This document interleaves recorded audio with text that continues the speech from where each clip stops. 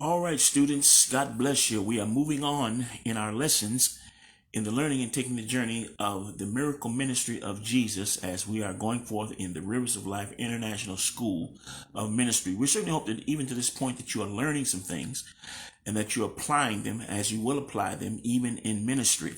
I want to encourage you to study and to continue to study and to learn and not just memorize these things, but to learn and know these things so that they may be a part of your life, that you may apply them even in your life. If I may take a few seconds to pause here. I remember saying this when I was teaching in one of our Bible colleges here in the city of Chicago, and I put a challenge to the students and said to them, don't just memorize your lesson for the test, and then once you take the test, then you forget everything you learned. It's important that we retain, that we remember these things, and every now and then go back and review them and study them so that they can be very much a part of our life. And again, I said this to our students. Just imagine if you were going in for surgery and your doctor said to you, well, I learned enough to pass the classes and to get my medical degree, but I basically forgot everything now because, again, I don't need it anymore. I just learned it to pass the exams. How comfortable would you feel of having that doctor do surgery on you and he's admitted to you that he forgot everything he learned in school? Or what if you were about to take a flight somewhere and the pilot came to you that was about to fly the airplane and said, well, I went to flight school and I learned everything there and memorized and passed all the tests, but I've basically forgotten everything because, again, I don't need it anymore. I've already passed the test. I've already got my pilot's license, and so therefore I'm going to fly this plane. How comfortable would you feel? Or if you need a lawyer to plead your case for you, and he said the exact same words. He said, well, I studied for the bar, I passed the bar, but now since I've already passed the bar, I don't need that stuff anymore. I just forgot everything. Again, I'm saying all of these things to challenge you that as you go through each lesson and learn it, don't just learn it to say, I'm going to answer the questions and pass the test and get the certificate, but apply them. Learn them for lessons of life. Learn them for portions and tools of ministry. And every now and then go back, review, look over them again so that you will be prepared for the purpose on which you are studying these lessons. The Bible says to study, to show thyself approved unto God, a workman that needeth not be ashamed, rightly dividing the word of truth.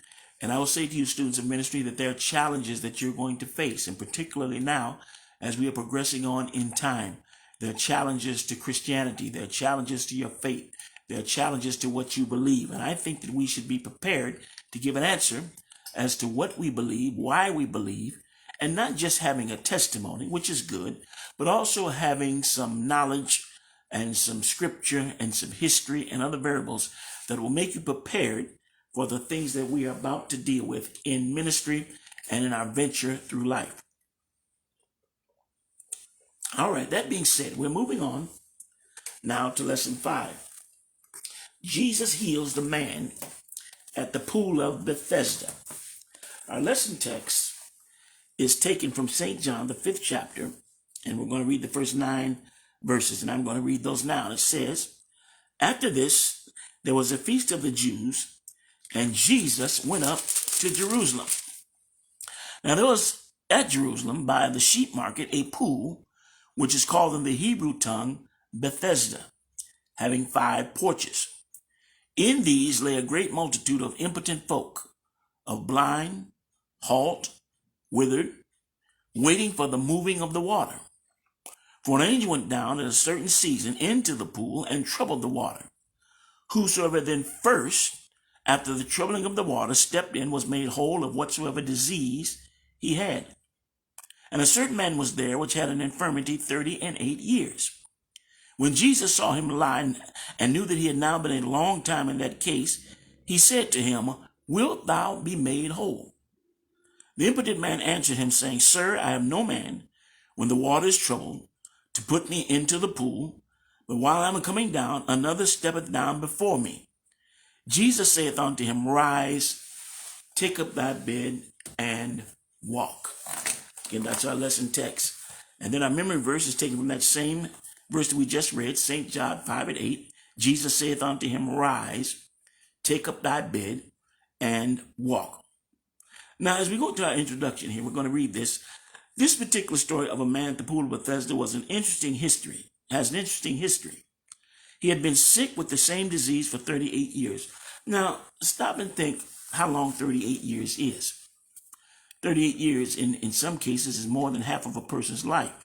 And didn't say what age it was when the sickness came upon him, but perhaps if he got it in his late teens, early 20s, this would mean that the man was now in his 50s, close to 60 years old, and had suffered the same affliction in his body all that time. A lot can happen to a person, not just physically, but psychologically, socially, spiritually. A lot can happen to an individual that's been afflicted with the same thing, the same handicap, the same affliction for 38 years. That is a very long time to have the same thing. To be oppressed with the same thing for that long usually can have an effect, not only on the person's physical condition, but can affect the person emotionally and psychologically as well. So a lot of things can set into a man like this. The man would have been bitter. The man would have been discouraged. The man would have had a self-pity. Now stop and think, if you had the same affliction, and some things, we learn to live with, some things we learn to adjust, but this man's affliction evidently had been one that had left him in a bad state. Perhaps he couldn't walk. Well, he was impotent, the Bible said, meaning that he did not have the full use of his physical facilities.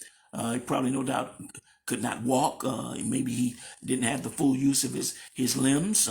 A number of things that could have happened to him. And then that's the physical effect, but then the psychological effect. Being sick for that long period of time, he may begin to think, I may never get better except for a miracle. And how often do miracles happen? How often do we experience miracles? So again, there was a lot that was happening there, but he went to this pool and been coming every year. Now, I didn't say he came every year for 38 years or that he had been laying there for 38 years. I think we should keep that in mind. But he had the affliction for 38 years. So how long he had been waiting at the pool, we don't know. How many times he'd come to the pool, evidently more than once, because as he would later testify, people would always jump in front of him. No one would help him. So understand the psychological state of mind of this man when Jesus approaches him. This is evident as Jesus began to talk to the man, as he began to complain about a number of things concerning his condition. Our discussion says, Jesus was the ultimate healer and miracle worker. He knows all things in all conditions. But when it comes to the man by the pool of Bethesda, he doesn't just ask him, will you be healed? But will you be made whole? Now again, there is a difference between being healed and being made whole. And we're going to talk about this as we go further on. But Jesus asked the question. Now understand, why would Jesus ask the question when he already knew? Jesus knew everything. Jesus was the ultimate miracle worker, the ultimate healer. And not only was Jesus able to heal physically, but he's able to heal psychologically. He's able to heal mentally. He's able to cast out devils, all types of things that were associated with the miracle ministry of Jesus. And Jesus asked this question almost as a challenge to the man, which I find sometimes what the Lord does to us. He challenges us. There are many times when Jesus asked people what was their affliction. Now, he already knew. What do you want me to do for you? He already knew. But he put the challenge to them because Jesus wants us to confess. What do we want? Be specific in your request. Be specific in your prayer. Don't just generalize it. Sometimes we can pray generally. And again, it's not that that's wrong, because when we pray generally, we pray for Lord touch, Lord heal, Lord bless your people, Lord heal your people, Lord deliver, Lord send peace in trouble. All of those things are general prayers. But then there are times we need to be specific. Specific for ourselves, specific for others. And when Jesus challenged the people, they were often challenged to be specific in their request. Pray for my son, he's having epileptic seizures. Pray for my daughter, she's at the point of death. Pray that, Lord, I want to receive my sight, I'm blind. Lord, if you can, please make me whole of my leprosy. Oftentimes they were specific in their requests. And so the challenge here is for being specific. Will you be made whole? When Jesus asked the question, when he knew all the answers, or why would Jesus ask the question when he knew all the answers? What was the difference between being healed and made whole? All right? Often deliverance is not always the physical condition, because each human being consists of body, soul, and spirit. That would make us 2/3 spiritual and only 1/3 physical. Unfortunately, we often only dwell upon the physical and neglect the spiritual.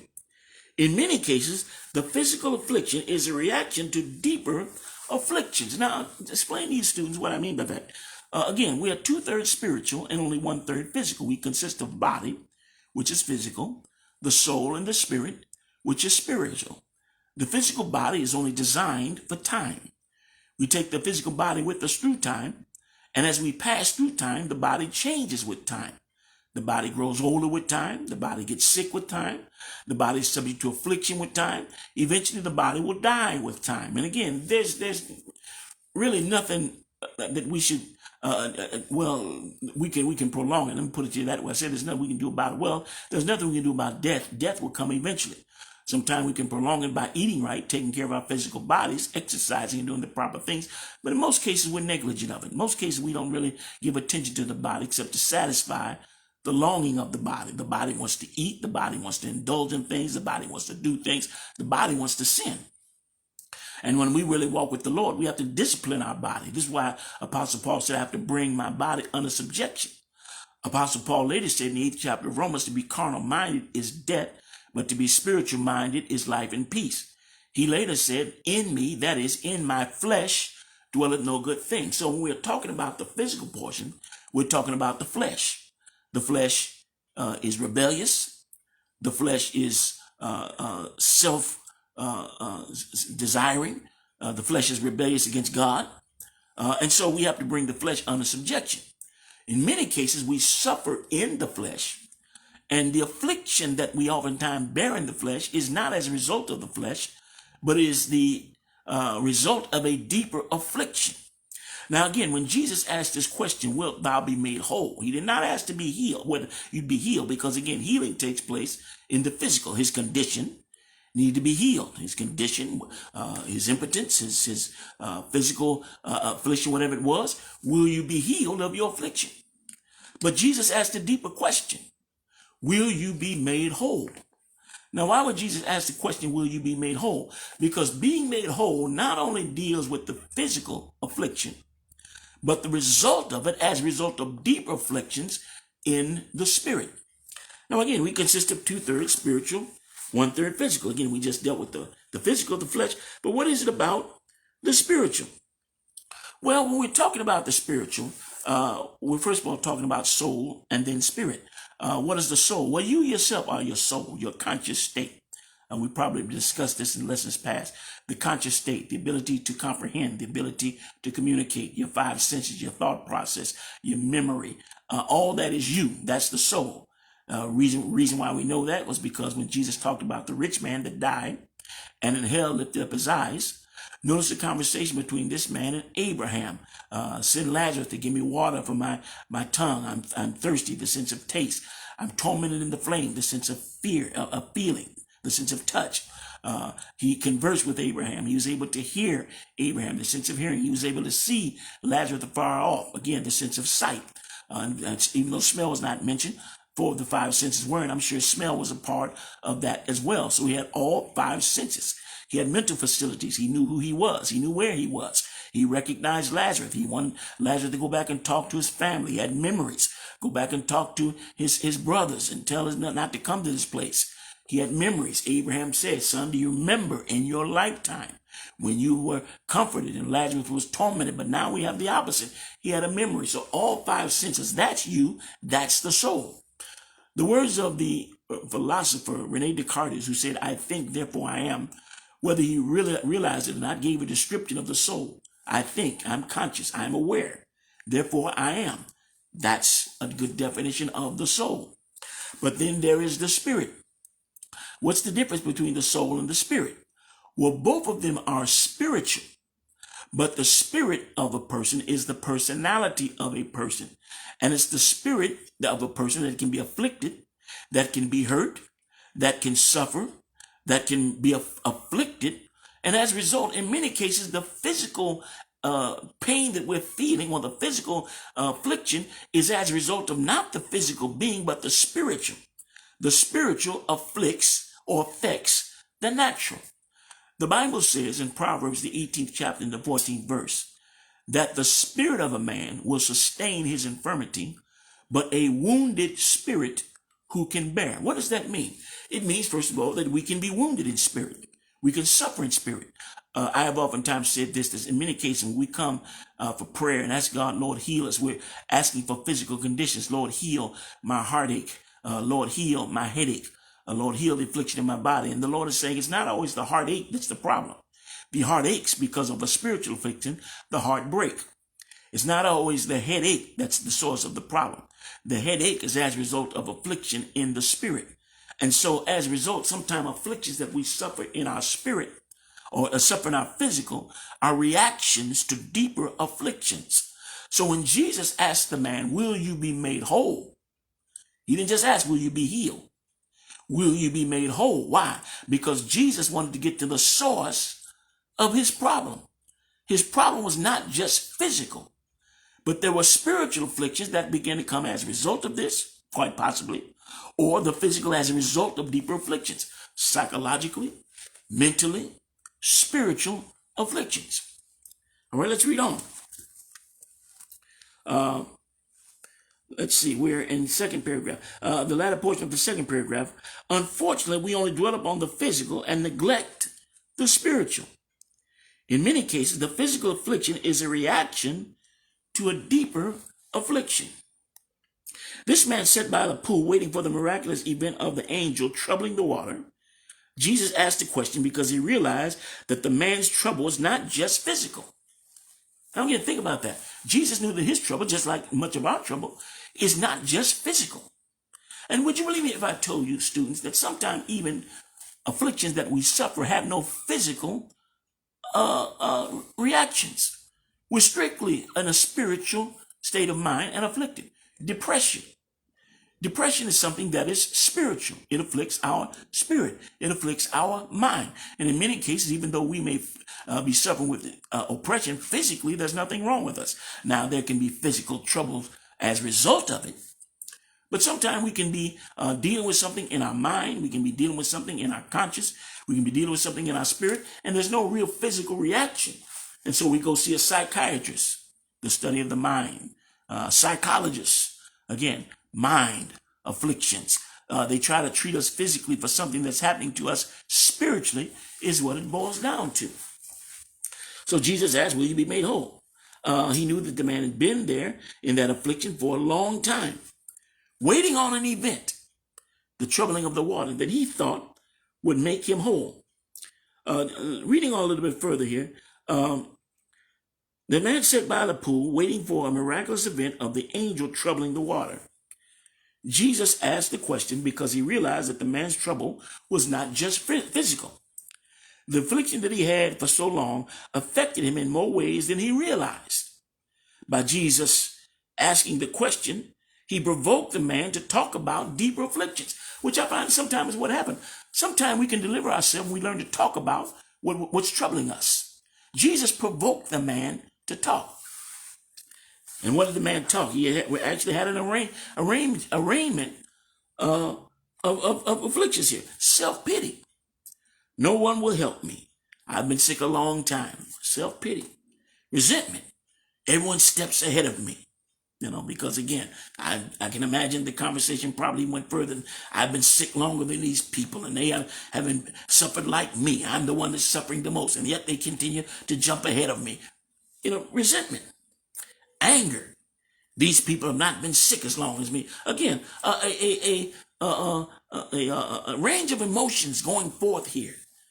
Man is resentful. Man is self-pity. Man is angry.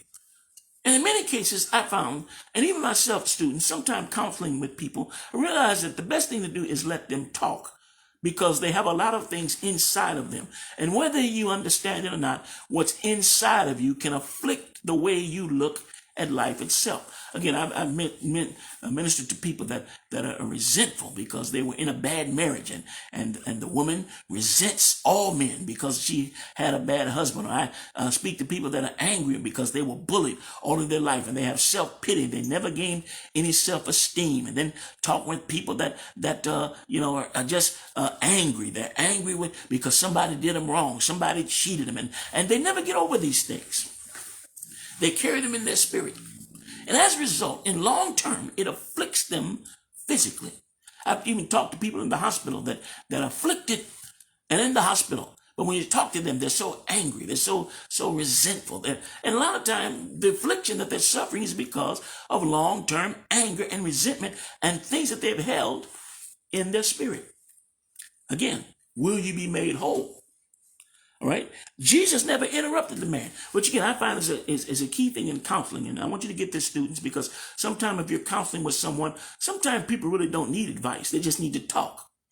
They just need to deliver themselves. And Jesus never interrupted the man, never let the man keep on talking.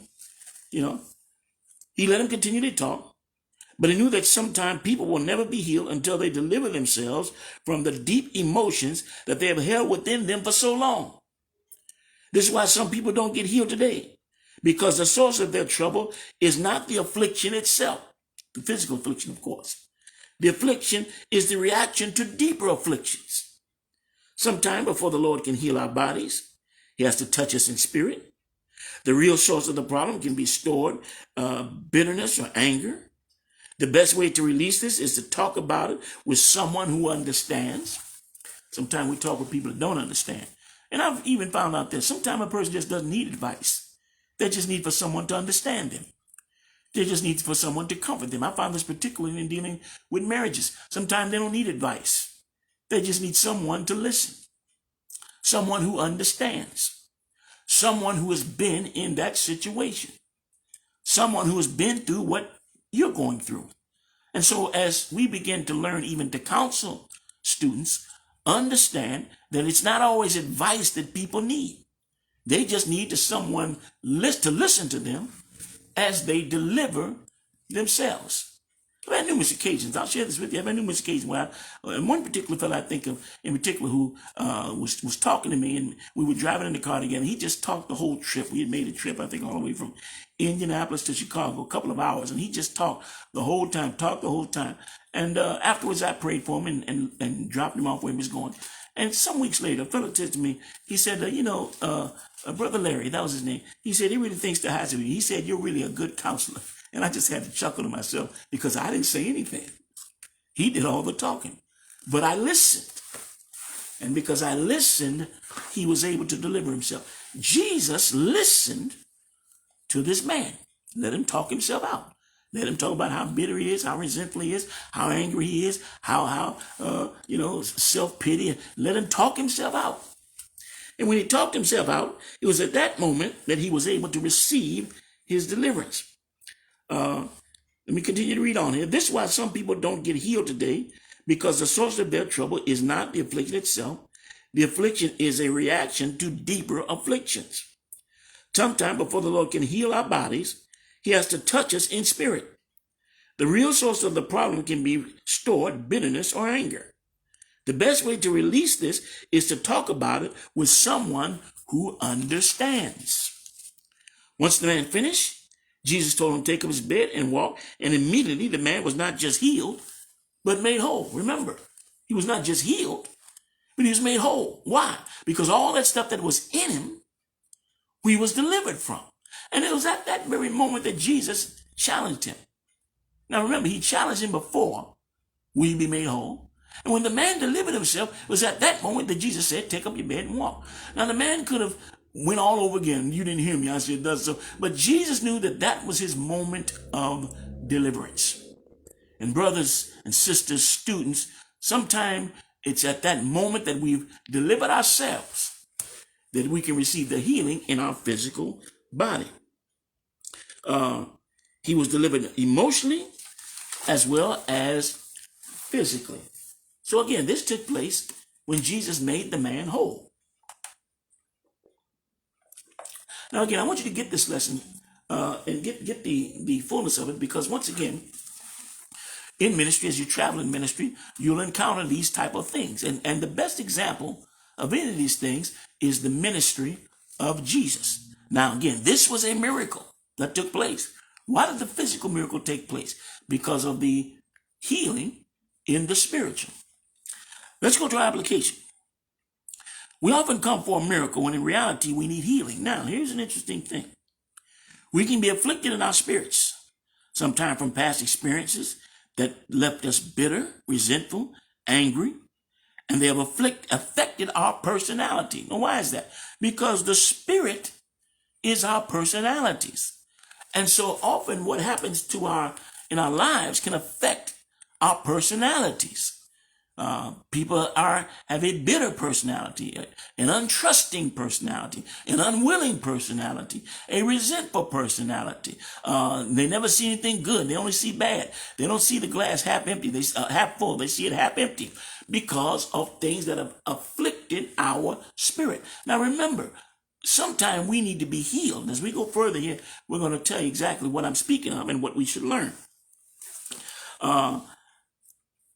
Let me read that again.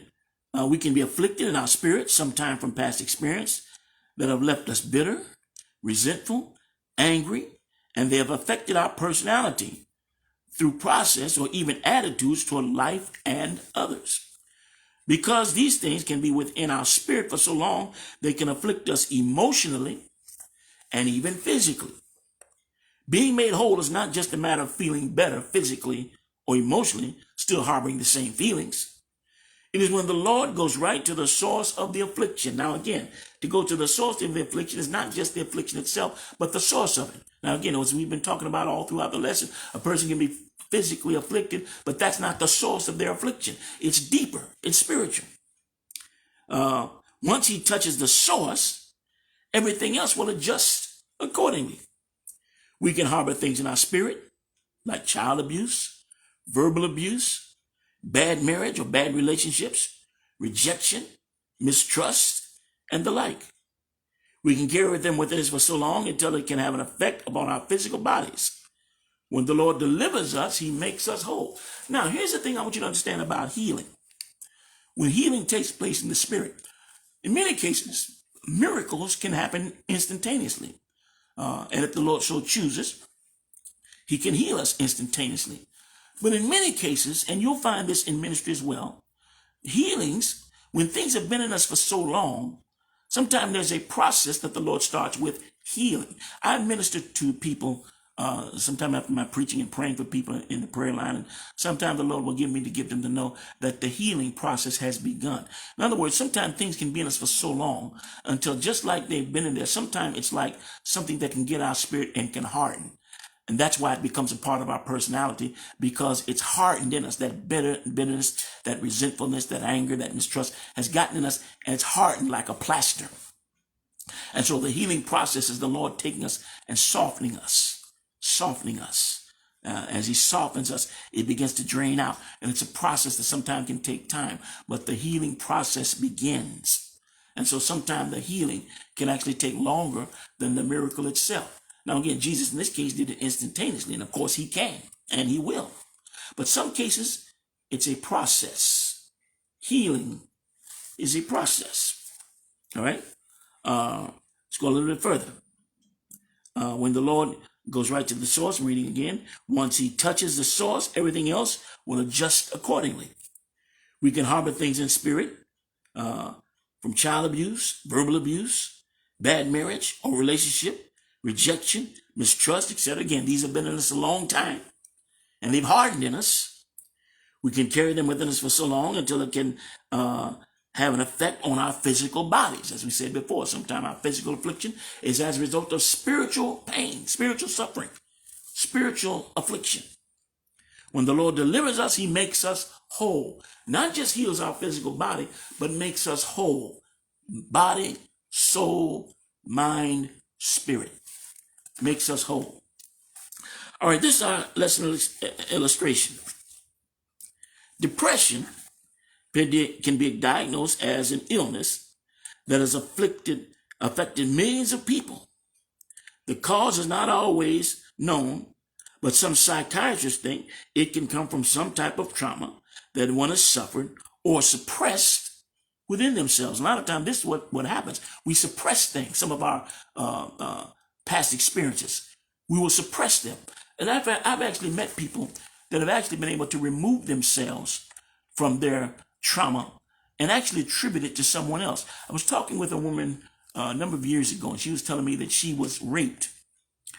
But she said that while the process was happening, she was actually able to remove herself and watch it as if it was happening to someone else. Now, again, this is what sometimes can happen. Sometimes, even after the trauma, we can convince ourselves it happened to someone else. This is a part of the process of suppressing something that has happened to us. We remove ourselves from it, but it's still there. Child trauma, such as verbal abuse, physical or sexual abuse, are contributing, if not main factors. And sometimes the loss of loved ones, loss of job or home, loss of things, or persons close to us are also believed to be causes. But sometimes there's no explanation at all. Now, sometimes we can be told things, even in our youth, in our childhood. We can be verbally abused. Sometimes even teachers can verbally abuse us or tell us that we're dumb and stupid, or sometimes even our own parents, an angry mother because she's angry because the father has run out and left you, and she takes it out on you and tell you that you're no good, just like you're no good daddy. A lot of these things have an effect upon us. They affect us emotionally, and we carry them, and as a result, they affect, as I stated before, our personality. So when you're dealing and counseling in the students, bear these things in mind and learn these things so that we can learn how to effectively minister to people that have this affliction. Some of you as students may even bear these things as well. Sometime every now and then we ought to look at ourselves and examine ourselves and take a self-evaluation and find out what's really troubling me and be honest with ourselves, which sometimes is a difficult thing to do, but we must do nonetheless in order to be delivered and made whole. Sometimes, as I said before, there is no explanation. I gave a list of those that are, but sometimes there is none.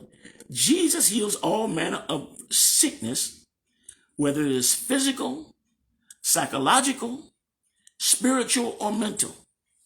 He asked the man, "Wilt thou be made whole?" He not only heals the body, but he fills every void and replaces with them with such things as joy, hope, faith, and determination. He wants to make us whole. Now again, remember, when Jesus heals us of our affliction, he replaces it. Joy, faith, determination. He makes us whole. All right, students, that's our lesson. Again, feel free to go through it again, review it, study it, answer the questions at the end of the lesson, and we'll be coming to you again with our next. God bless.